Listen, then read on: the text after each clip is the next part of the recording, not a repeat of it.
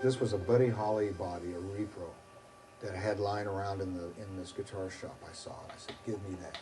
This thing arrived, the case, and even the case looked fantastic. The old tweed case, and we opened the case, and I've always sort of said it was like, the movie Close Encounters of the Third Kind, when the ship comes over with the lights, and we just went, oh, It is just the guitar, and will anyone ever make a better looking instrument than that?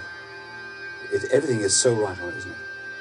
And it's chamfered on the top so that there are no hard edges to dig into the body, because he realised how sensitive guitar players are, and we need these little things.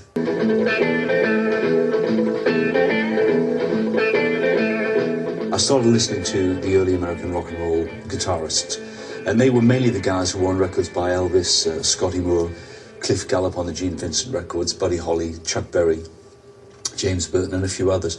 And ultimately, the guitar that took my fancy was the one I saw in Buddy Holly's hand on the first Crickets album. So Cliff offered to buy me a guitar, and I thought, yeah, the Fender's the way to go. January the 26th, 1958. Made ban on American imports. But that didn't stop Cliff Richard. This was the first Stratocaster in the UK. And we went, oh, what is that? Look at this, look at that. If you saw this in, I think it was about May of 1959, we literally went, can I touch it, And it cost him, I think, about 140 guineas, as it was then. And he brought it literally for Hank to play, gave it to Hank and said, you play all that. And Hank played all the solos and the hits on it. So it's... Well, today it's priceless. It's worth a few bob now. Yeah. Is that an offer?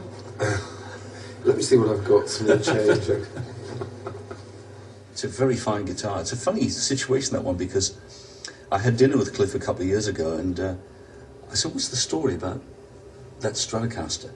Did you give it to Bruce? He said, no, I didn't. He said he asked me if he could borrow it, and he's never given me it back. And that was 32 years ago, and I've had it ever since. And he's not getting it back. To the cinema in 1961, and I saw The Young Ones with Cliff Richard. And there's a moment where there's all this sort of wet stuff going on between Cliff and Eunice Stubbs. And then suddenly there's a cut, and the Shadows are doing The Savage.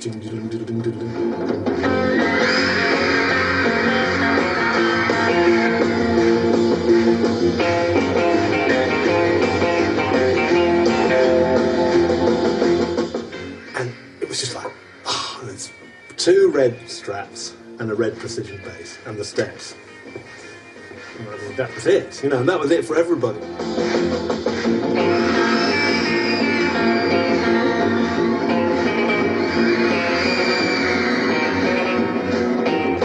This is the one that I wanted. It had to be red.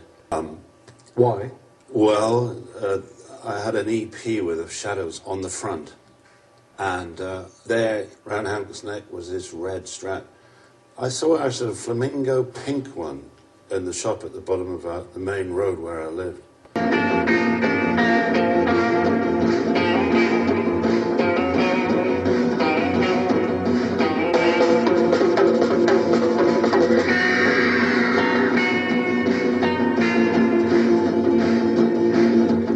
So it quickly became the trademark of the band. They were all equipped with these red Fenders. And everybody aspired to a red guitar. You couldn't afford a Fender. The average weekly wage was about £6 if you were lucky. Perfected the art of playing within his hand, so he was constantly wobbling it at the same time.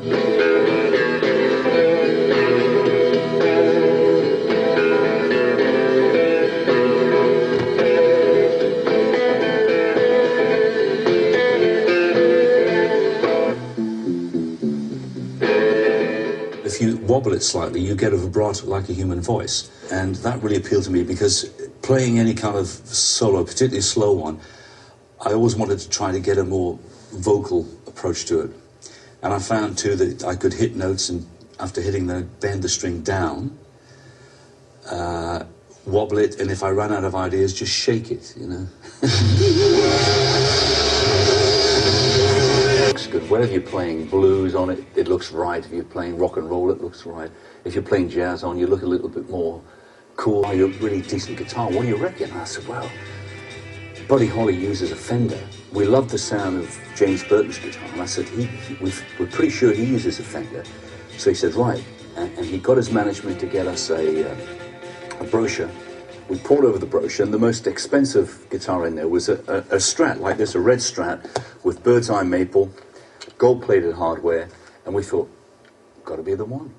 It was a great thing to get that guitar, because it was due to me getting that guitar that I was able to develop the style of playing, holding this and you know, getting things like this, bending the notes down, all this stuff, and helping, because the strings were heavy, to bend a string. Now these are light strings, but I had to push, and I could pull it up further with the arm, you see.